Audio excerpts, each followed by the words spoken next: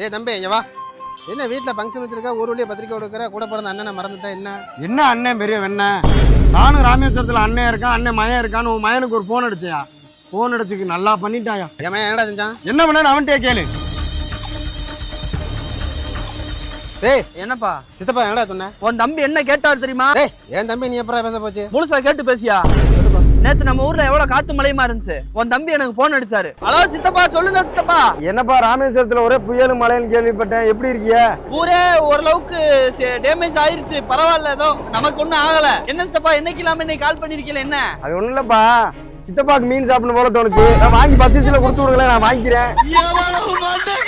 சித்தப்பா என்ன பேசுறியா? இங்க ஊரே புயல்ல அழிஞ்சுகிட்டு இருக்கு, உங்களுக்கு மீன் சாப்பிடணும் போல இருக்கா? போட்டு எப்படி போகும்? எப்படி மீன் பிடிக்க முடியும்? போட்டு போல என்னப்பா, வள்ளத்துல சரக்கு வரும்ல, அதை வாங்கி அனுப்பி விடுங்க, நான் வாங்கிக்கிறேன். சித்தப்பா ஊரே அழிஞ்சுகிட்டு இருக்குங்கிறேன், தெரிஞ்சுதான் பேசுறீங்களா?